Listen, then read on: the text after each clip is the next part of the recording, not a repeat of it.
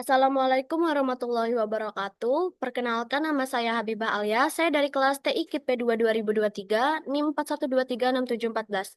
Di sini saya akan melakukan presentasi pemaparan hasil riset dan penulisan jurnal yang sudah saya lakukan dan sudah diubah ke dalam bentuk PPT agar mempermudah proses presentasi. Yang berjudul Validasi K-means dalam klasterisasi puisi. Menentukan jumlah klaster optimal dengan metode elbow dan siluet. Baik, kita lanjutkan kepada slide pertama.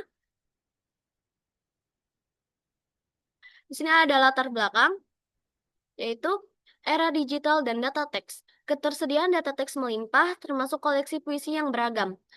Kedua, tantangan pengolahan. Memproses dan mengolah data puisi secara manual tidak praktis, subjektif, dan tidak efisien. Yang ketiga, social machine learning. Teknik clustering atau pengelompokan menjadi solusi efektif untuk menemukan pola dan struktur tersembunyi dalam data teks tanpa label. Yang keempat, manfaat klasterisasi. Puisi dapat mengungkap tema, gaya, atau karakteristik penulis yang sulit dideteksi dengan analisis tradisional. Selanjutnya ada permasalahan dan tujuan penelitian. Dimulai dengan permasalahan yaitu 1. Menentukan jumlah klaster K. Algoritma K-means populer karena sederhana dan efisien. Namun, penentuan jumlah klaster optimal K adalah tantangan utama. Nilai K yang tidak tepat menghasilkan klaster yang tidak bermakna.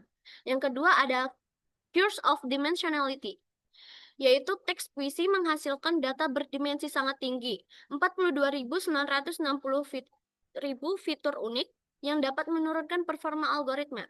Selanjutnya kita beralih ke tujuan. Yang pertama ada menerapkan K-means untuk mengelompokkan 7.221 teks puisi.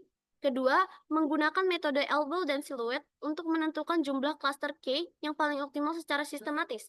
Yang ketiga, menyajikan kerangka kerja yang valid untuk analisis klaster pada teks sastra.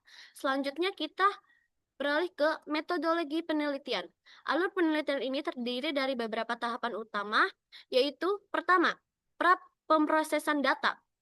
Dataset 7.221 dokumen puisi, transformasi teks mengubah teks menjadi representasi numerik menggunakan metode TF-IDF atau Term Frequency Inverse Document Frequency. Selanjutnya ada tahapan utama yang kedua, yaitu reduksi dimensi.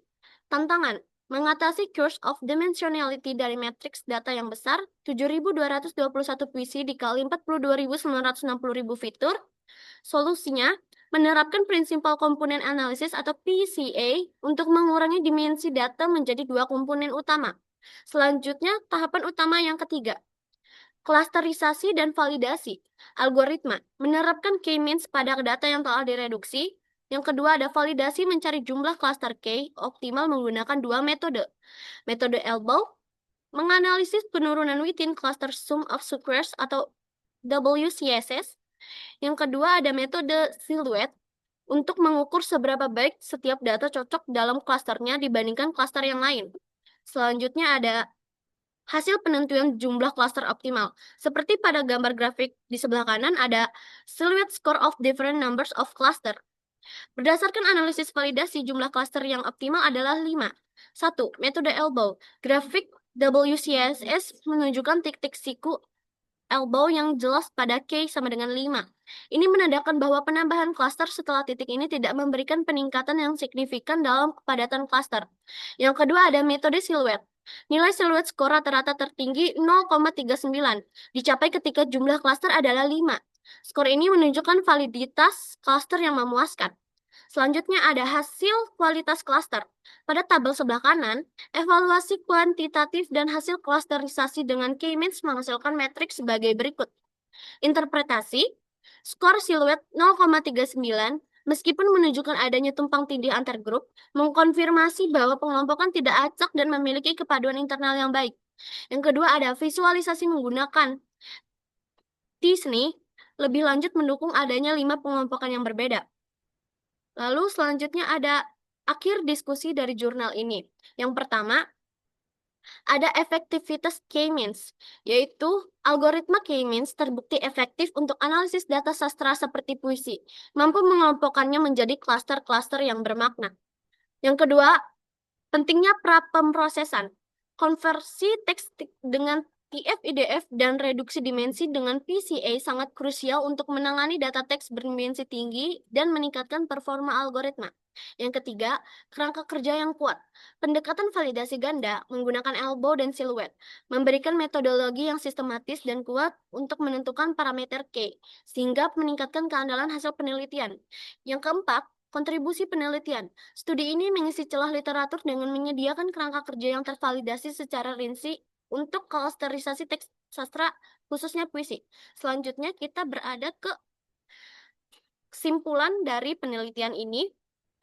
Penelitian ini berhasil menunjukkan penerapan K-means yang dikombinasikan dengan TF-IDF dan PCA untuk menganalisis 7.221 puisi. Jumlah klaster paling optimal untuk dataset puisi ini adalah 5 yang telah divalidasi secara sistematis menggunakan metode elbow dan siluet.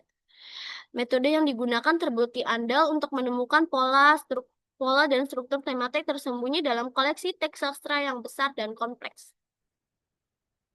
Sekian akhir dari presentasi saya. Kurang lebihnya mohon maaf dan terima kasih. Wassalamualaikum warahmatullahi wabarakatuh.